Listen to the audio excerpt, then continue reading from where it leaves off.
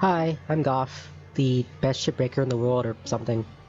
Today we're taking apart a ghost heavy cargo gecko, attempting for a 14.3...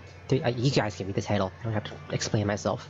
Before we begin, I note that I have all the upgrades to my person, except for the one that allows my cutter to cut nanocarbon.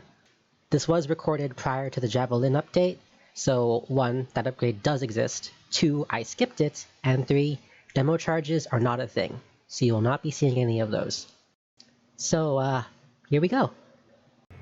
We begin the run by grapple reeling toward the gecko and pre-tethering the armor plates toward the processor. Some of these tethers may break, but that's okay. It's better to overspend tethers than to underspend them. When lining up your cuts with the split saw, try to stay at range so that your reticle goes over both sides of the cut point. As long as you nail any of the cut point, the planar cut will hit the whole thing, provided your lineup is pretty flat. We're going to blow open one airlock here just to depressurize the ship and the airlock. We'll lose the doors in the process, which are worth a collective 24k, but that's alright. What's more important is we get the airlock consoles attached to the outside, which are worth 45k each. The antenna here is only worth 18,000, so I don't really put my heart into getting it, but it's worth trying for if you're just going that way anyway. We enter the ship through the hole in the airlock that we opened earlier, and immediately cut the platform beneath us, as preparation for later. We go to the thruster flush console, cut the other side, and then turn toward the middle of the ship. Now we free these crates from the hull as we move toward the rear of the ship. You'll see me and other runners do this a lot. We'll use tethers to free objects. You could use the grapple, but it's a lot slower. Laying a tether allows you to do the thing, and then move on without wasting any time. I cannot emphasize how strong this technique is. Over the course of a shift or a run, this can save you minutes of time that you would otherwise spend yanking things from the hull manually. I quickly scan behind the door to check for pressure, then I interact with the handle. I make use of an animation cancel here. It's really easy. You just toggle your scanner on and off. Boom, boom.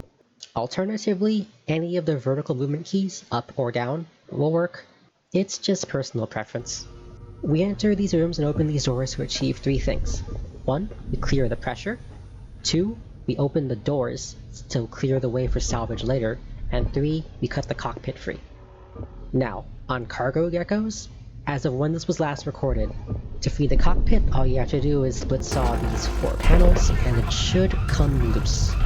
Then we go back outside and start working on the cut points.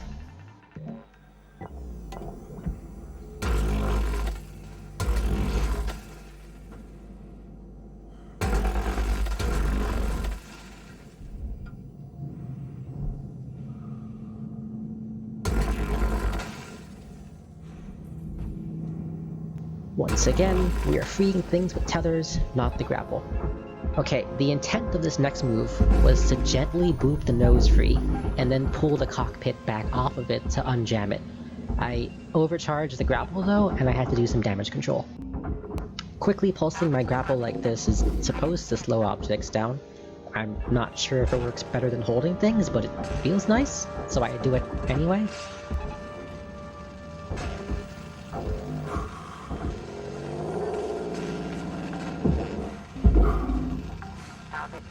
You can see some indecision here.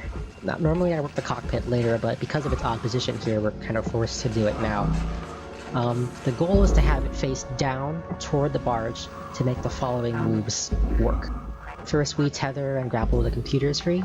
Keep in mind this is a ghost ship, so every single one of those computers is bugged, and comes with another personal terminal attached to it. More money, but also more problems, etc, etc. Then we go inside and do what I think we're calling the starfish, or spiral pull. I don't know. You tether the storage bins together and tether one of them down, and then you kind of boop them out. If you happen upon one of my race runs after November 25th, 2020, you'll see a more refined version of this technique, but this is what I have for now. The newer way is to tether one storage bin down, and then spiral all the other storage bins off of it with more tethers, so they all go down in one long chain. Then we pull off the door console, and contrary to popular belief, the cockpit goes into the processor, because the doors are worth way more than the aluminum, by a factor of about 2. 24K for the doors, as opposed to 1,000 kilograms of $12 aluminum for the cockpit itself. On these heavy cargo geckos, it's prudent to check the underside of the hull for things like salvage arms or sensor towers. They're worth anything from 12K for the sensor tower to like 80K or something for the salvage arms, so they're really worth checking for. Believe it or not, this power generator here is immune to the split saw, so blasting away at these AI nodes here is completely safe. Then we move on to finally taking care of the lower side cut points. I do a quick scan for AI nodes in the back, and we're just moving through. You don't have to cut all the cut points. I leave one keel cut point intact so that I use one fewer tether later, but it doesn't really matter so much.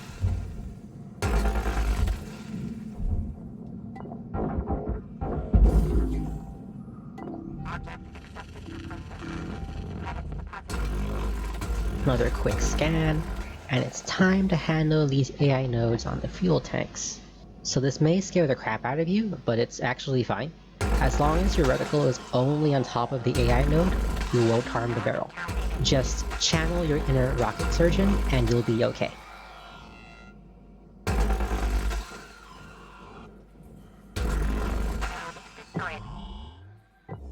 You see me hesitate over this elbow joint here? This is a reflex from doing race. There was a bug where split sawing that elbow joint, even if the fuel is still in the line, was completely fine. This thruster line is already drained though, so I snap out of it and go back to what I was doing. If you're doing this on a random gecko, this is about the time you would handle things like nacelles or sensor towers attached to the outer hull. But this gecko lacked those features, so we just cut the points and move on. There's a lot of cut points on this ship, and it's prudent you don't miss any, so just scan around sometimes and maybe keep some sort of count of which ones you have and haven't hit yet. Oh, but leave the rail guides intact. We'll need those for later.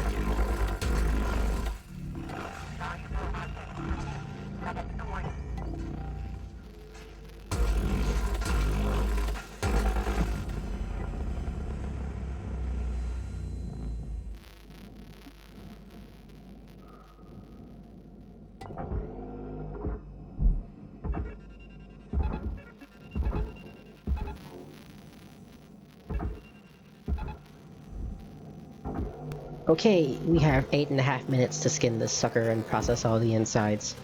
Rule of thumb here, any individual panels will take 1 tether to move, any combined panels will take about 3 or 4, and the aft ones will also take about 3 or 4.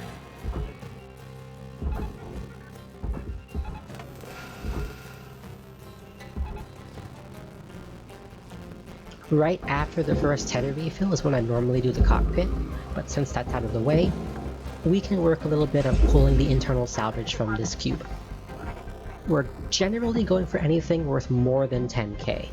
This is also a good time to grab the fuses that were ejected when the power generator was salvaged, so go ahead and grab those now. And now we start tethering hull pieces into the processor. So the trick I mentioned earlier with the rail guides, I actually don't do it. What we're doing is we're exploiting a physics quirk, where lighter objects can drag heavier objects into the processor.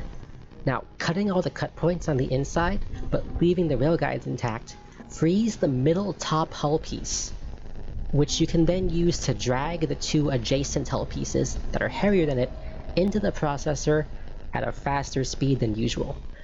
God, I hope that makes sense. You know, if you did it right, if you're tethering the piece that weighs less from the top into the processor. I don't do it here because I forgot or something. More useful tips. Spread your tethers out along the processor. Bottom hull pieces are tethered to the bottom of the processor. Top hull pieces tethered to the top. This will just make everything go smoother and reduce the chance of your tethers breaking due to lack of line of sight. Also note my tether technique here. I'm both dragging my tethers to the processor and from it on the way back. We call this technique cross-stitching, And if you discovered this on your own before watching this video, then you are super smart and super cool, and everyone should know how awesome you are.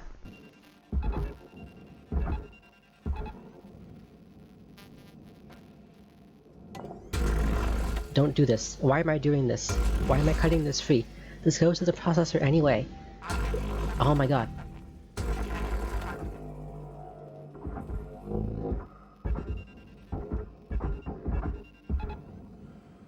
Continue cutting apart hull pieces and stuff and doing all the processor crap and stuff. Yeah. Once the ship starts coming apart, more and more of the run's going to be improvised depending on the specific layout of your ship and what's inside of it. So be flexible, be adaptive, be strong.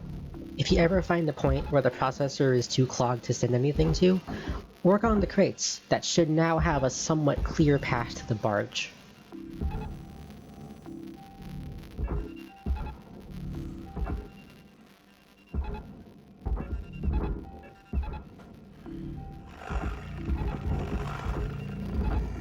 More tether tips. Whenever possible, you want to salvage things toward the hab end of the barge in order to leave space in the back for things like the reactor, the ECU, the thrusters, all those large objects that you don't want to blow up or lose. Salvage secured. Account credit applied.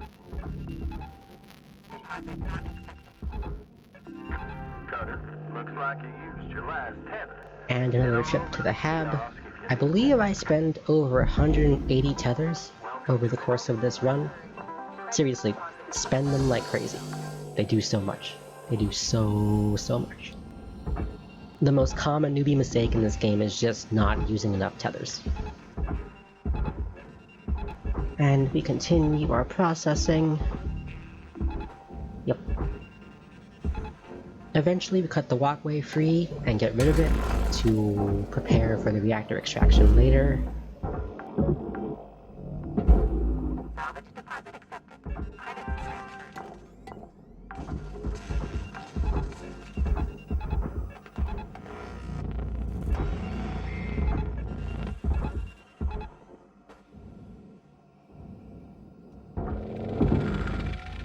Cutter, there's 5 minutes remaining in this shift. Then we do the airlocks and some other stuff. Man, this step takes forever. Valuable object processed. Credits deposited.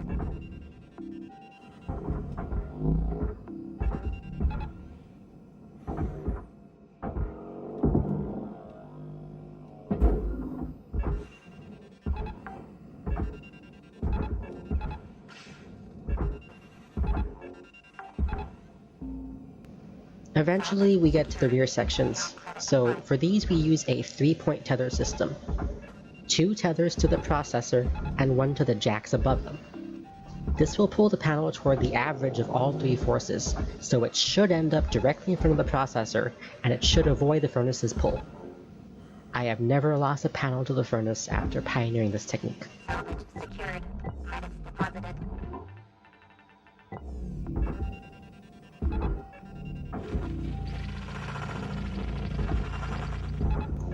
Then we process all the fuel tanks and crap that was inside. It takes a while.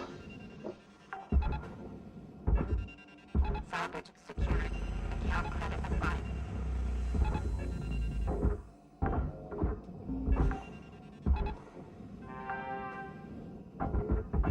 Salvage deposit accepted. And now it's time for the reactor. I don't know why I burned this pipe. I don't need to do this at all. Don't do that. Unfortunately, there are still AI nodes to deal with on the reactor, so we have to burn away this ring and pull the panels off and get in there with our stinger and split saw to burn those away. Just as before, as long as the reticle only touches the AI node itself, you will not cut the reactor. Destroyed. I'm actually really thankful that the ship I chose to do for this run happened to be a ghost ship, because we get to see all these cool tricks that we use in race. Once the reactor is clear of AI nodes, we remove the ECU, and that's as easy as burning this wall. The whole wall explodes, the ECU is free, and the reactor begins its meltdown sequence. I start to fall back into an old pattern here where I burn the pipes in front of the reactor out in order to extract it forward toward the hab, but because of our prep earlier, I realize I can just yank the reactor out the top and do that instead. As promised, we can see the aft sections have cleared the furnace and are sitting prettily in front of the processors. Salvage secured. With 2 minutes remaining, our goals are to grab the hull sections that are yet to be processed, and to extract anything we can from the internals and miscellaneous structures of the ship. There's no real trick to this part, you just have to work as fast as you can, prioritizing objects that have the highest value.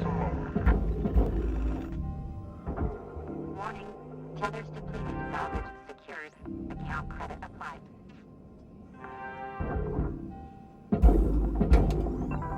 Welcome to Megatron 9000.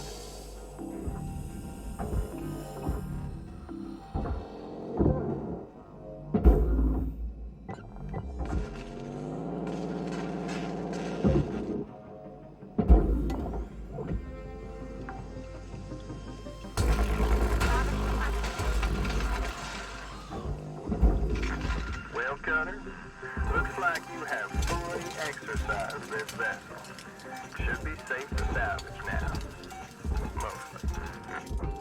Health levels are low. Remember, salvage secured. Credits deposited.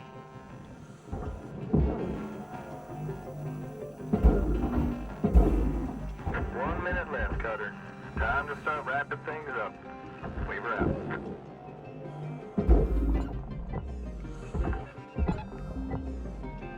Salvage deposit accepted. Credits transferred. In retrospect, the internal hull sections probably belong into the processor, because the doors in them are worth way more than the aluminum.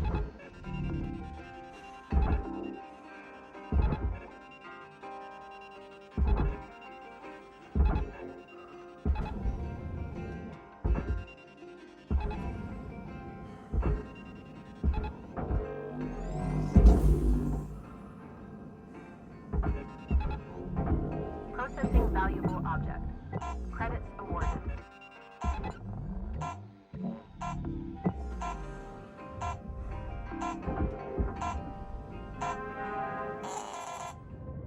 And that's the run. As you saw, it's still far from perfect. I didn't manage to process a lot of the internal stuff. I misplaced a bunch of objects, and some hull sections didn't even make it to the processor or furnace. There's still plenty of room for improvement, even for someone like me. But yeah, woo, world record, that's pretty dank, right? So dank. Like and subscribe. And leave a comment too, that boosts me up in the algorithm. Yeah.